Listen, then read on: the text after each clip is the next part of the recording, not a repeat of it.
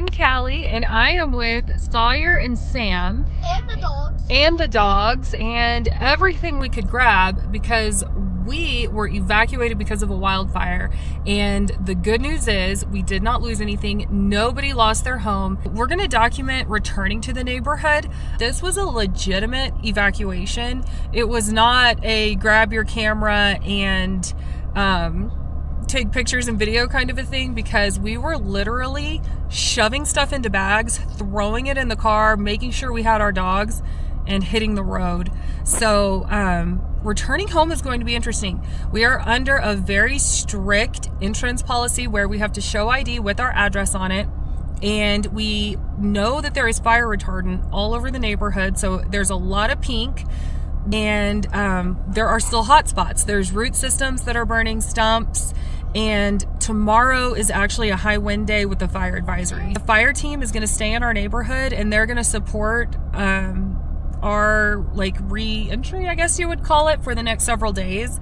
And I'm very grateful for that, because we are under such dry conditions in southwestern Colorado right now. Let me tell you a little bit of the story of what happened. When Chad went into town that afternoon, he looked up and realized there was a massive fire just down the road. He called me. He said, "You need to start packing now. There's a fire. We've got to be ready." I started throwing stuff in bags. He came and he started loading, and I would say we had a little less than an hour, and we got the notification that it was time to go. When we went outside, ashes were falling, the wind was whipping, the smoke had settled in, and it was the most ominous feeling I have ever had.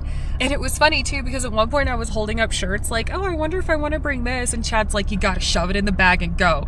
And so that's what we did. I just went from cabinet to cabinet, looked at what was in there, threw in what I could, and it went in the car. And the best thing that we did too was we put the dogs in the backyard, fenced in, so that way they were easy to get a hold of.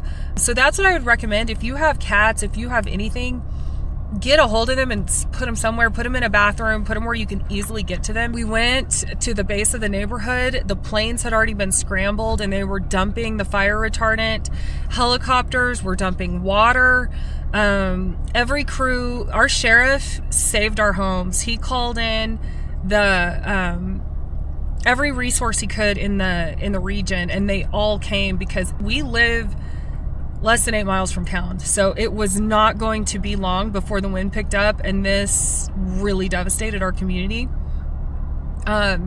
People were praying all over the country for us, and God saved our homes. God guided the emergency responders, guided their decisions, and kept the fire from getting to us, because they said that the fire would creep up to a home, and they would know the home. The firefighters it's hitting the home, it's gonna go, and the fire would turn around and it would go the other direction. So we were incredibly lucky in Pagosa Springs. We were very fortunate. We got to evacuate in Lake Vallecito. So look how beautiful this place is. And you might actually notice that there is a burn scar up there, because there was a devastating fire here. Vallecito is about an hour from Pagosa Springs. And I have to say, between our wonderful friend who just rolled out the red carpet for us and let us stay in one of his cabins, gave us breakfast, gave us dinner, it was kind of nice to be away. I think it was good for the kids to be away, because we weren't just so fixated on the tragedy that was unfolding before us, or that could have unfolded and didn't. Here's the car. We got Foxy. We got Foxy.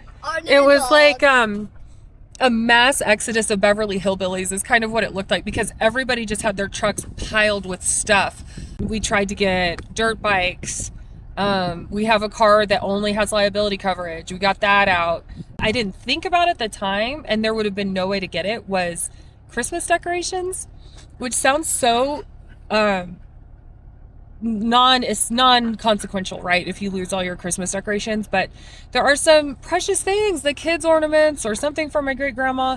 So I think what I'm going to do is have a little tote of just, a little small thing with some precious Christmas stuff that gets put in the go bags, or with the go bags after this Christmas season. So that way, we have it.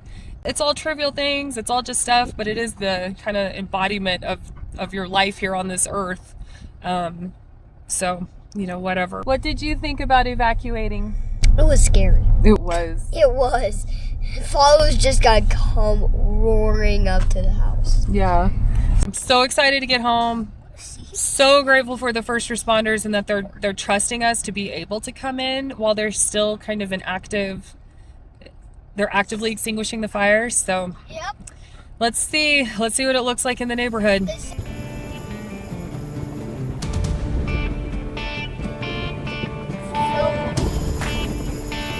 So pink.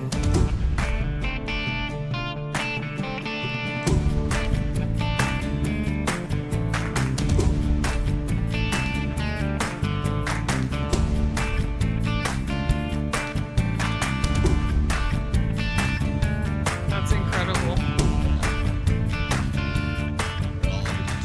It was interesting getting in. They counted us.